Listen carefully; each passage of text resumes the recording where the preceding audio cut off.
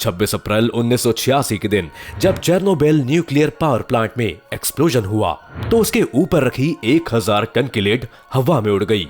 Building में shock waves उठने लगी और रेडियो एक्टिव वेस्ट उड़कर स्वीडन और यूरोप के बाकी देशों तक पहुंचा।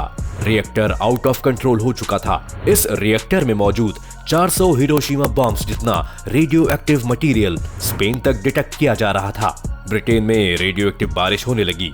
जो रेडियो एक्टिव डस्ट घास पर गिरी, उस कारण से दूध से रेडिएशन लोगों तक फैला और हजारों बच्चे थायराइड कैंसर के शिकार हो गए। ये था चेर्नोबिल डिजास्टर, दुनिया का सबसे बड़ा न्यूक्लियर डिजास्टर। ये कैसे हुआ और कौन था इसका जिम्मेदार, आज जानेंगे हम इस वीडियो में, तो अंत तक बने रहिएगा हमारे साथ। लेकिन वीडियो शुरू होने से पहले अगर आप लोग चैनल पर नए हैं या आपने अभी तक चैनल को सब्सक्राइब नहीं किया है तो चैनल को सब्सक्राइब करना और बेल आइकन दबाना ना भूलें।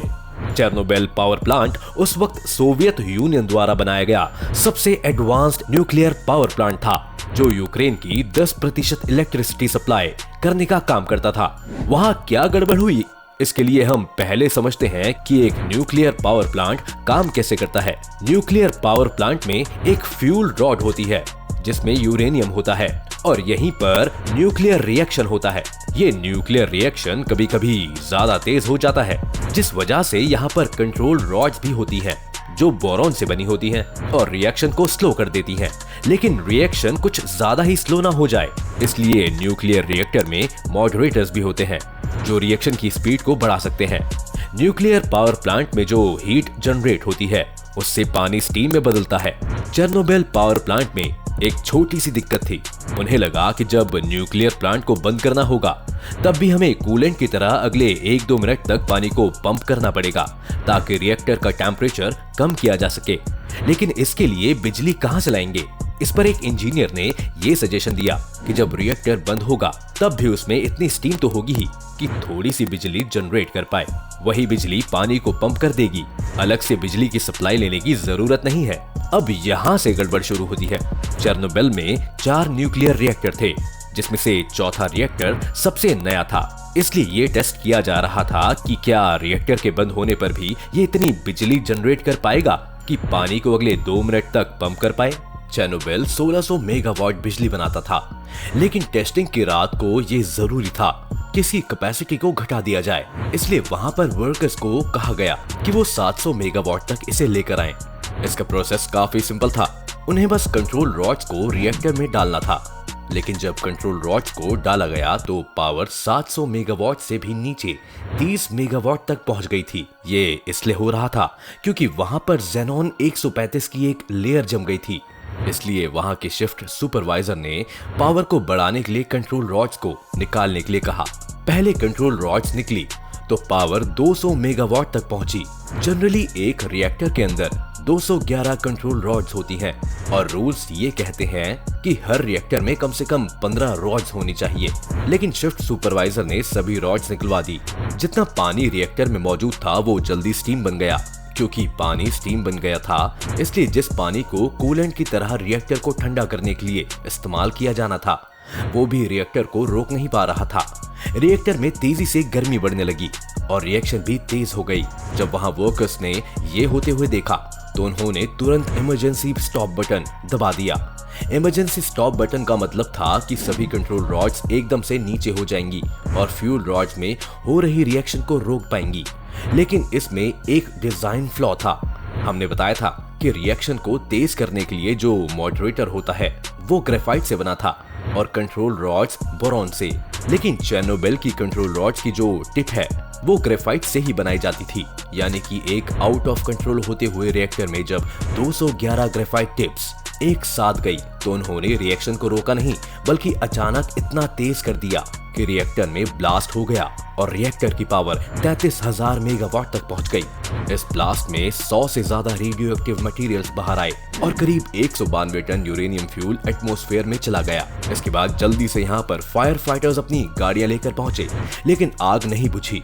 अब अथॉरिटीज को ये डर सता रहा था कि न्यूक्लियर रिएक्टर के बिल्कुल नीचे रेडियो एक्टिव वाटर का एक बड़ा सा टैंक था। अगर ये पावर प्लांट मेल्ट होते होते उस टैंक तक पहुंच गया तो वहां भी स्टीम बनने लगेगी और जैसे उबलता हुआ पानी ऊपर रखे उस बर्तन को उड़ा देता है, वैसे इस पानी के टैंक में भी एक बड़ा एक्सप्लोजन होगा और ये एक्सप्लोजन न सिर्फ पिछले दोनों ब्लास्ट से बड़ा होगा पर साथ ही ये इतना रेडियो एक्टिव मटेरियल हवा में फैला देगा कि शायद अगले हजारों सालों तक पूरा यूरोप इंसानों के रहने लायक ही ना बचे।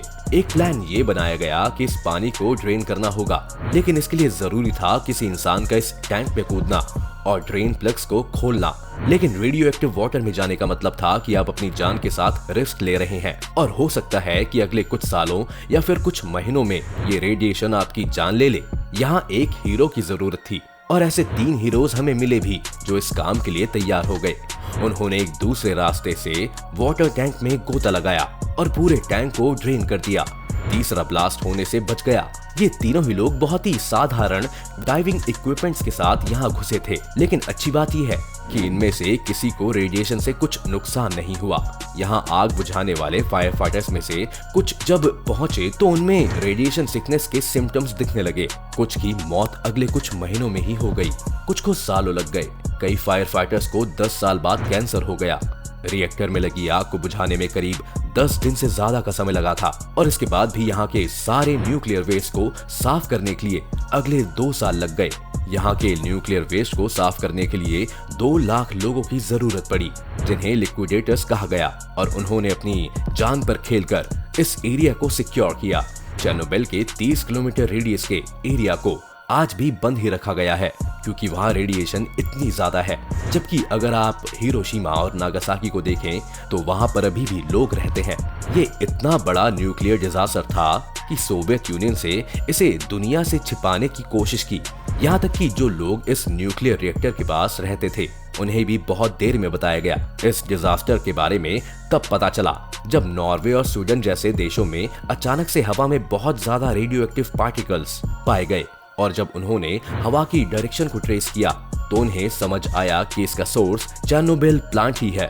सोवियत यूनियन को इस डिजास्टर के बाद इस एरिया को साफ करना पड़ा, लोगों को दूसरी जगह पर शिफ्ट करवाना पड़ा और सर्वाइवर्स को कंपनसेशन देने से लेकर एनवायरनमेंट को जो नुकसान हुआ उस सब की भरपाई में उन्हें 280 बिलियन डॉलर से ज्यादा की कीमत चुकानी पड़ी। तो दोस्तों, ये था चेर्नोबिल डिजास्टर। चेर्नोबिल को लेकर एक वेब सीरीज भी है, क्या आपने वो देखी है?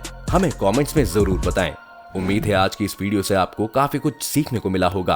अगर आपको ये वीडियो पसंद आया हो तो वीडियो को लाइक करें और अगर आप चैनल पर नए हैं या आपने अभी तक चैनल को सब्सक्राइब नहीं किया है तो चैनल को सब्सक्राइब करना और बेल आइकन दबाना ना भूलें।